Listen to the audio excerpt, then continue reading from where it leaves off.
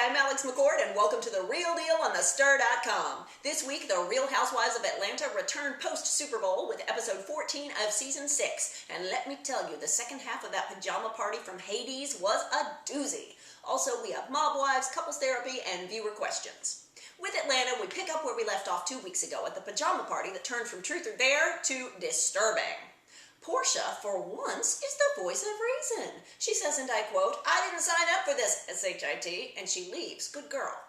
I don't know why Cynthia couldn't see that Mallory pushed Kandi, because I saw it even before it became a talking point. And Kandi, oh my lord. My very first thought is that now we see how she and Mama Joyce are related. Remember how Mama Joyce went absolutely straitjacket bananas back during bridal gown try-on? Well, that apple did not fall far from the tree.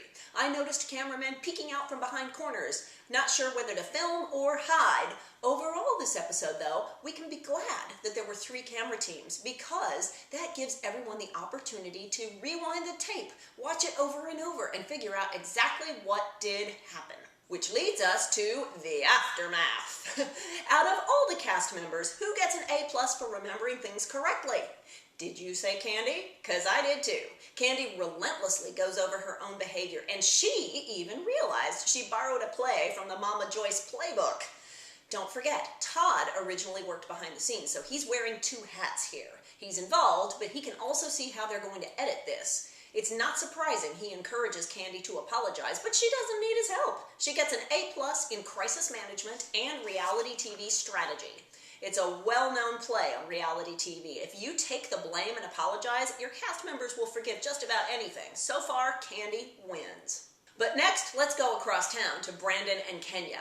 First, I am not objective about Brandon. Full disclosure, I think he is the worst kind of hanger-on who thinks he's Kenya's BFF, shows up to every single filmed event to make a spectacle of himself. He reminds me of a few people in New York who you just start to avoid because they are not cast members, but they seem to think they are. The more they insert themselves, the more you want to smack them.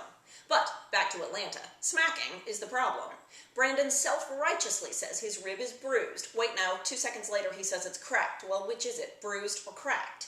He filed a police report, but he won't press charges because he's a better person, and he quote-unquote holds all the cards. Before I throw up, let's talk about how this should go down when the cameras are off. There are times in the making of reality TV when stuff happens. People get injured, cars get crashed, thieves break in and steal wardrobe, noses get broken, and that's just New York.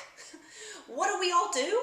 We go to the doctor, we go to the car dealership, we get the receipt for the bag and the coat and the car repairs and the medical bills and submit it all to production. We don't press charges against the cast member or the production assistant or the cameraman.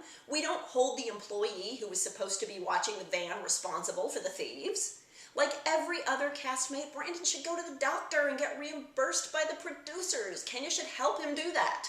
But oh wait, that wouldn't be enough of a drama queen move. Brandon gives me a headache. But let's get on to Cynthia. She loses this episode for me. Why? She won't own her behavior. Cynthia is not willing to admit that she got all crazy up in Kandi's face. She won't admit her sister Mallory pushed Kandi. Now, personally, I like Cynthia. I've met her. We've hung out. She's lovely. But this episode, she needed to own it. Like Pottery Barn. You break it, you bought it. And so far, Miss Thing is not pulling out her credit card. Mercifully, we have a break mid-episode to check out the Real Housewives of American Idol.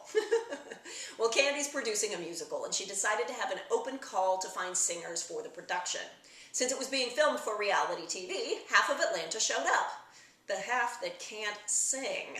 Oof. But, tell me, Portia jogging while singing the national anthem, all I have to say is thank goodness she did not take that to the open call, right?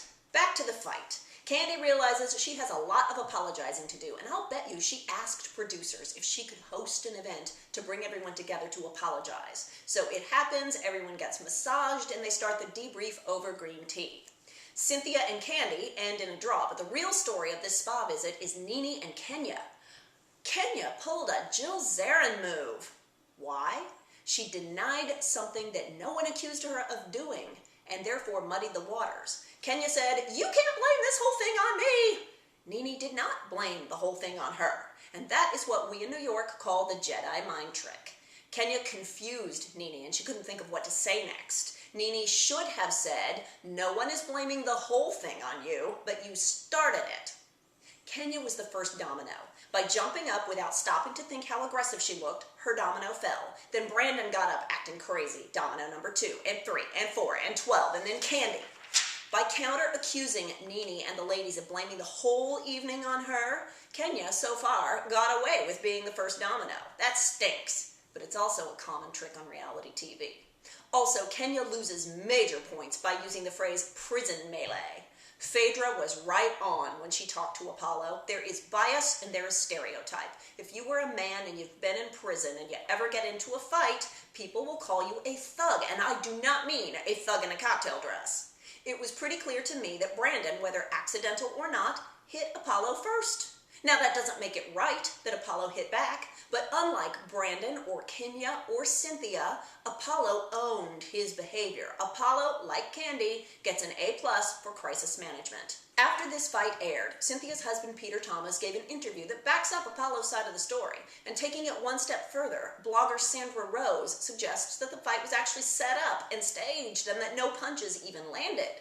Well, I doubt anyone could have predicted all that violence, but here's a hypothetical. NeNe's hosting a party. NeNe, either on her own or with help, decides to pit Christopher and his wife against Kenya with that whole not being married shade. Christopher would have known in advance since he had prepared a response. And Kenya might have even known about that so far. And perhaps that's why she jumped up. Or perhaps, remember she was so late?